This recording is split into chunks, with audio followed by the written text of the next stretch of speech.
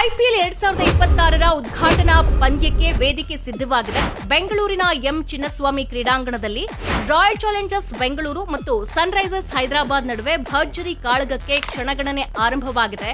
ಒಂದ್ ಕಡೆ ಆರ್ಸಿಬಿ ಹಾಲಿ ಚಾಂಪಿಯನ್ ಆಗಿದ್ರೆ, ಮತ್ತೊಂದ್ ಕಡೆ ಸನ್ರೈಸರ್ಸ್ ಹೈದರಾಬಾದ್ ಕಳೆದ ಆವೃತ್ತಿಯಲ್ಲಿ 6ನೇ ಸ್ಥಾನಕ್ಕೆ ತೃಪ್ತಿಯನ್ನ ಪಟ್ಟುಕೊಂಡಿತ್ತು. ಆದಾಗ್ಯೂ ಕೂಡ ಬಲಿಷ್ಠ ಬ್ಯಾಟಿಂಗ್ ವಿಭಾಗವನ್ನ ಎಸ್ಆರ್ಎಚ್ ತಂಡ ಹೊಂದಿದೆ. ಹಾಗಾಗಿ ಇತ್ತ ಬ್ಯಾಟಿಂಗ್ ಮತ್ತು ಬೌಲಿಂಗ್ ಎರಡೂ ವಿಭಾಗದಲ್ಲಿ ಬ್ಯಾಲೆನ್ಸ್ಡ್ ಆಗಿರುವಂತಹ ಆರ್ಸಿಬಿ ಇದನ್ನ ನೆಗ್ಲೆಕ್ಟ್ ಮಾಡೋ ಹಾಗಿಲ್ಲ. ಇನ್ನು ಹೆಡ್ ಟು ಹೆಡ್ ದಾಖಲೆಯನ್ನ ನೋಡೋದಾದ್ರೆ, ಐಪಿಎಲ್ ಇತಿಹಾಸದಲ್ಲಿ ಈ ಎರಡೂ ತಂಡಗಳು ಒಟ್ಟು 26 ಬಾರಿ ಮುಖಾಮುಖಿ ಆಗಿದೆ.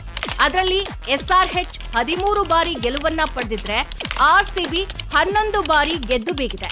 ಇನ್ನು 2 ಡ್ರಾ ಪಂದ್ಯಗಳು. ಹಿಂದಿನ ಸೀಸನ್ನಲ್ಲಿ ರಜತ್ ಪಾಟಿದಾರ್ ನಾಯಕತ್ವದಲ್ಲಿ ಆರ್ಸಿಬಿ ಚಾಂಪಿಯನ್ ಆಗಿ ಮಿಂಚಿತ್ತು. ಹಾಗಾಗಿ ಆರ್ಸಿಬಿ ಪಾಳ್ಯದಲ್ಲಿ ಬಹಳ ಆತ್ಮವಿಶ್ವಾಸ ಇದೆ. ಇನ್ನು ಕಳೆದ 5 ಪಂದ್ಯಗಳ ಫಲಿತಾಂಶವನ್ನ ನೋಡೋದಾದ್ರೆ, ಇತ್ತೀಚಿನ ಮುಖಾಮುಖಿಯಲ್ಲಿ ಆರ್ಸಿಬಿ ಸ್ವಲ್ಪ ಮುನ್ನಡೆಯನ್ನ ಪಡೆದುಕೊಂಡಿದೆ. ಆರ್ಸಿಬಿ 3 ಪಂದ್ಯಗಳಲ್ಲಿ ಗೆಲುವನ್ನ ಸಾಧಿಸಿದ್ರೆ, ಎಸ್ಆರ್ಎಚ್ 2 ಪಂದ್ಯದಲ್ಲಿ ಗೆಲುವನ್ನ ಸಾಧಿಸಿದೆ. ಇತ್ತೀಚಿನ ಪಂದ್ಯಗಳಲ್ಲಿ ಆರ್ಸಿಬಿ ಉತ್ತಮ ದಾಖಲೆಗಳೊಂದಿಗೆ ಫಾರ್ಮ್ನಲ್ಲಿದೆ.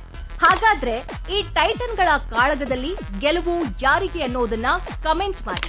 ಹಾಗೆ ನಮ್ಮ ಫೇಸ್ಬುಕ್, ಇನ್ಸ್ಟಾ ಪೇಜ್ ಫಾಲೋ ಮಾಡೋದನ್ನ ಮರಿಬೇಡಿ.